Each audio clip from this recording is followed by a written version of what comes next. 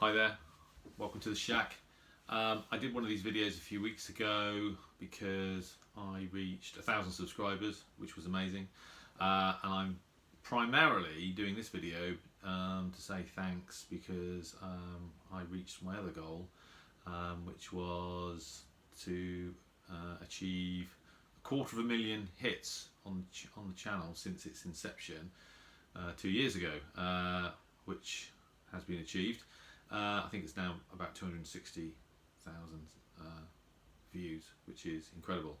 You know, 2 years ago when I uploaded that first video with the Texan PL360 of Radio Havana, Cuba, with the ID, I didn't imagine I'd still be doing this 2 years later, and you know, it would have turned into what it has, which is, well, going from one radio to a room full of kit, and so many friends and fellows, you know, who are equally as passionate about this great hobby. So you know, thanks very much to everybody on YouTube. You guys know who you are.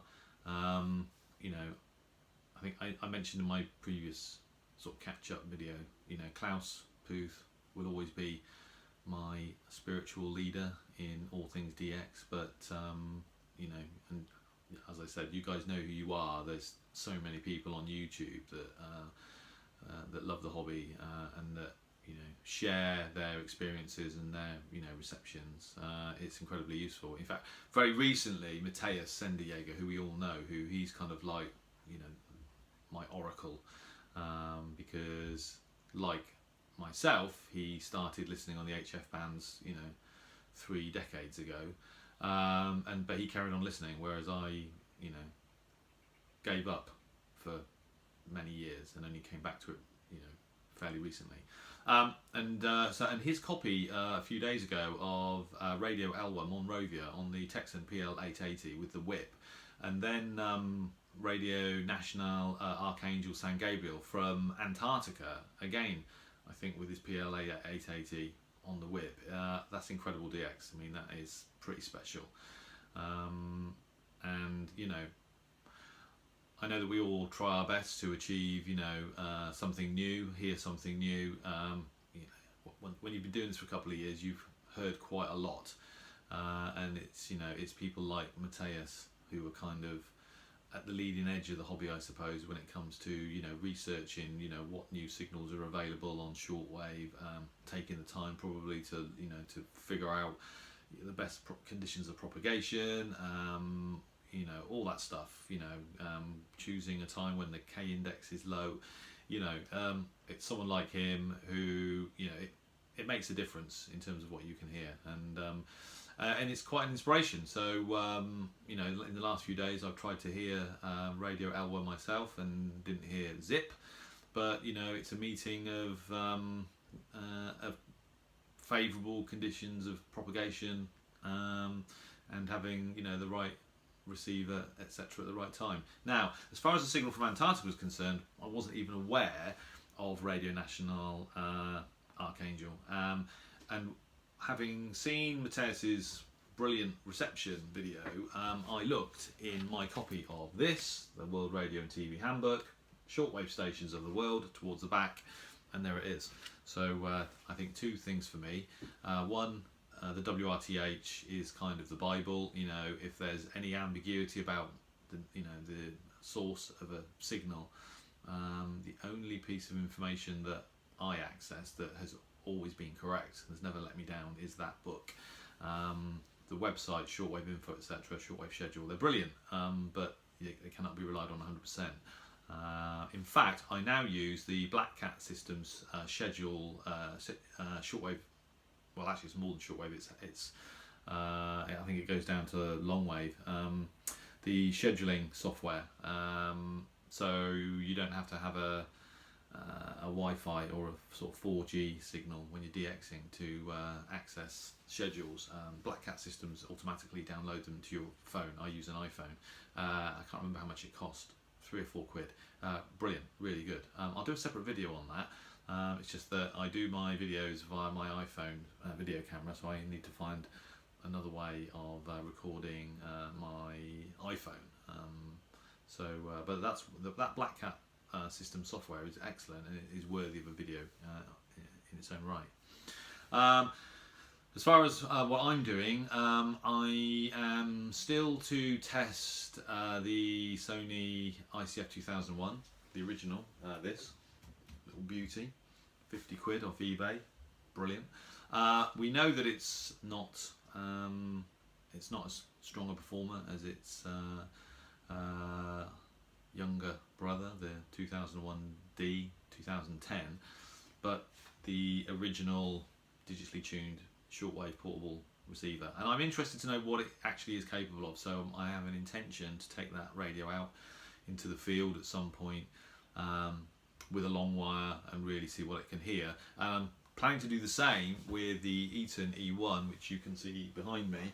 I've uploaded a small number of videos using it at home in the shack, coupled to the Wellbrook loop, which is in the shed, and copied some really nice DX with it. And it's kind of already clear that in terms of its sensitivity, at least, it's better than the 2001D, based on what I've done here, limited testing here. But I'm interested to see ultimately what that radio is capable of, so that will be coming with me on a DX-pedition with a very long piece of wire, and we'll see what it can do. Other things that I'm doing at the moment, I'm experimenting with a flag antenna using slinkies, and I set this up in the back garden the other night, and it's actually pretty low noise, but the signal to noise wasn't actually that great, so more experimentation required with this setup. When you read on the internet about the use of slinkies for HF antennas, it's very, well, the opinions are polarised. People either think they're great or they think they're completely useless, and probably the reality is somewhere in between. But I'm going to give it another try and then maybe do a comparison against some of my other antennas. But it's interesting. I'm just not sure how successful it's going to be, but I'm not going to give up on it yet. The other thing I'm planning to do is to build a simple sky loop as a kind of permanent installation in the garden here. It won't be very big because the garden's not very big, but it'll be, I can get it probably to some half-wave tropical band, so maybe 30 meters in total length, something like that, which I want to use on a sort of permanent basis, because at the moment I've got antenna switches everywhere where I'm when I'm DXing at home, I'm connecting everything to the Wellbrook ALA 1530. So I'm going to set this sky loop up. I've watched a few videos recently, and I think they're reasonably low noise, which is what I need here, because the ubiquitous blanket of QRM here is literally horrendous. So I'm hoping that that's going to provide me with a sort of secondary antenna. The rest of my DXing gets done outdoors anyway. So that's basically where we are right now. Yeah, so thanks very much. 250,000 hits, 1,000 subscribers, all within the space of 2 years. It's been a brilliant experience, and long may it continue.